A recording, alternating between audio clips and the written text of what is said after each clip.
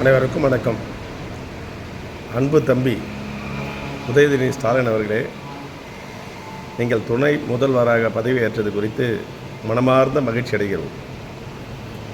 எனக்கு ஒரு பெரிய ஆசை இருக்கிறது. அதை யார் நிறைவேற்றுவார்கள் என்று தெரியவில்லை. என்னவென்றால், ஐயா டாக்டர் கலைஞர் அவருடைய மகன் மு.க. ஸ்டாலின், அடுத்து நீங்கள், உங்கள் மகன் துணை முதல்வர் ஆகும் வரை எனது ஆயுளை நீடிக்க வேண்டும் என்று எனக்கு பேராசை இருக்கிறது. அது நடக்காது என்பது தெரியும். ஆனால் கட்சிக்காக நீங்கள் சிறந்து பணியாற்றப்பட வேண்டும். அதே சமயத்தில் நமது கட்சியிலே இருக்கக்கூடிய மூத்த தலைகணம் பிடித்த அமைச்சர்கள் இருக்கிறார்கள் என்பதை நீங்களும் நன்கு அறிவீர்கள். வெளியில் சொல்ல முடியாது.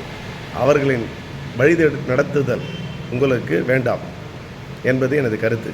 எனவே தந்தை சொல்மிக்க மந்திரமில்லை என்ற தாரக மந்திரத்தை பின்பற்றி தந்தையான எங்கள் முதல்வர்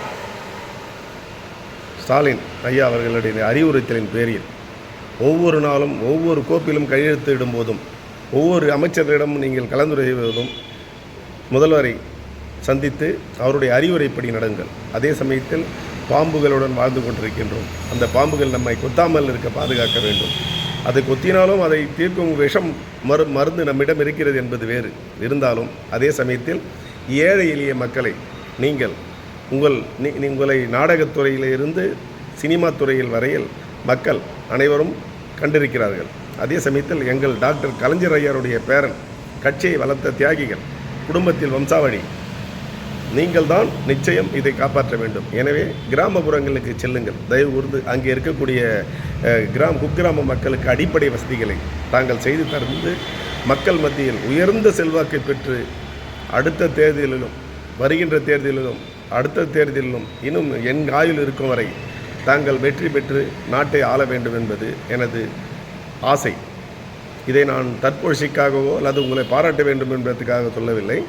தமிழகத்தில் இருக்கக்கூடிய அனைத்து மக்களும் தாங்களை வரவேற்கிறார்கள். யாரும் வெறுப்பவர்கள் அல்ல. அரசியல் காழ்ப்புணர்ச்சி உள்ளவர்கள், எதிர்கட்சிகள், உள்கட்சியில் இருக்கக்கூடியவர்கள் வேண்டுமென்றால் போராமை கொள்ளலாம். ஆனால் தமிழக மக்களாகிய நாங்கள் மிகவும் மகிழ்ச்சியோடு இருக்கிறோம். நன்றி, வணக்கம்.